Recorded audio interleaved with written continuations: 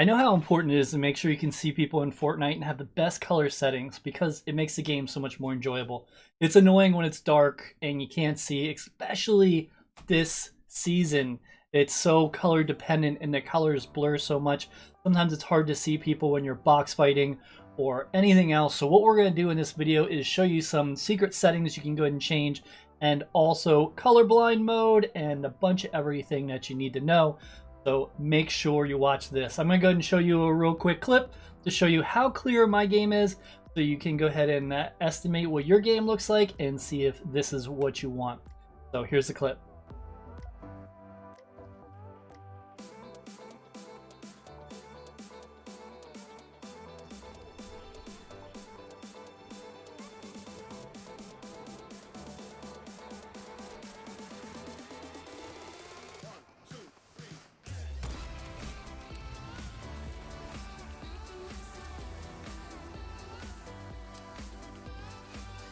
Now that we're back, let's go ahead and show you exactly what we're going to do here. So I have Nvidia, so for me I'm going to right click on my desktop and choose Nvidia control panel. It'll probably be the same if you do have a different graphics card. There'll be a control panel. We're going to go ahead and go in here. I choose Nvidia because it's better for Fortnite. I used to run AMD, but unfortunately with Fortnite it came in with some problems, so when I got my new computer I went the 1080 Ti 11 gigabyte route to make sure I have more power and be able to get more frames. Here we go. We are going to be in the control panel. We're going to go to display and adjust desktop color settings. First thing we're going to do is change other application control color settings to use Nvidia settings. This is going to allow Nvidia to go through and add some extra color to your Fortnite. Keep in mind, this is going to be for everything, but we are only doing this a bit, so other games will probably look better altogether. So it's probably a good idea to do this in all games. Give it a try, see what you think, and if not, you could always switch it back. So brightness should be at 50% for you. We're going to go ahead and switch it to 55, and same with contrast, 50 to 55. I feel this is a good setting, so that's the one you can go. You can try going up and down a little bit more if you'd like. It's up to you. Also, digital vibrance, we want to go to at least 60%. This seems to allow you to identify objects better, at least in my perspective from what I've noticed. I think that's very important to put that at 60%. It's going to be 50% out of the box. So once we get that, we're going to go ahead and jump into Fortnite and show you the settings we change in there. All right, we're in the game. I'm going to go ahead and show you exactly how to set everything up. Keep in mind, this is a pretty simple change. All you have to do is make sure your colorblind mode is on Trinopia 14 with a little Deuteranopia 3, and also you got to make sure your flux capacitor is completely on. Now I'm just playing. It's really simple. We're going to go ahead and click on that hamburger menu up here, I guess they call it, and go into settings. And it's your first item here, colorblind mode. Exit. On site. On site. On site. Off. Turn colorblind mode off unless you are colorblind. This season there is no point of having colorblind mode on. Turn it off. It makes it worse. Just keep it off. The trick in here is the brightness.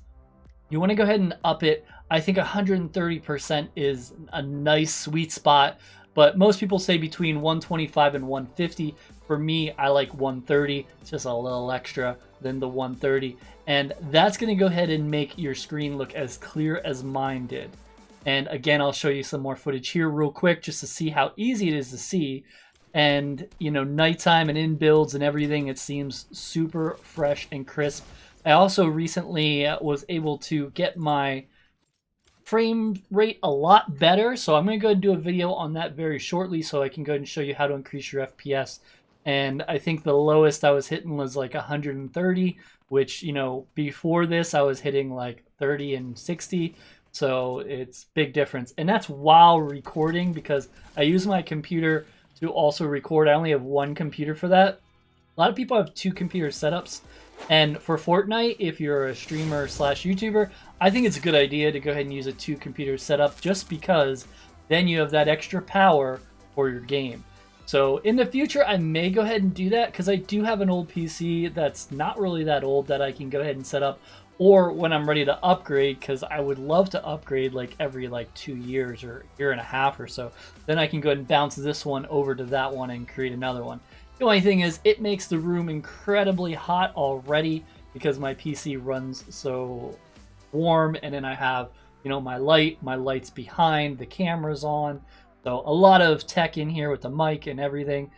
So good idea what to do there, but that's what I would do, is run 2 PCs if you are a streamer slash content creator.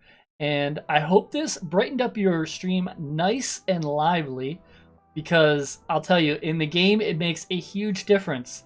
It's like night and day. Between the crispness and the frames per second, I'm loving it right now. I jumped in and I was like, wow, I feel like I have such an advantage now, because I haven't had that this whole season so far. And it's just because I haven't had time to research it, but now I do. And also, if you are new here, this is my last week of work. After that, I go per diem, and I'll be working from home once in a while, but pretty much full-time YouTuber.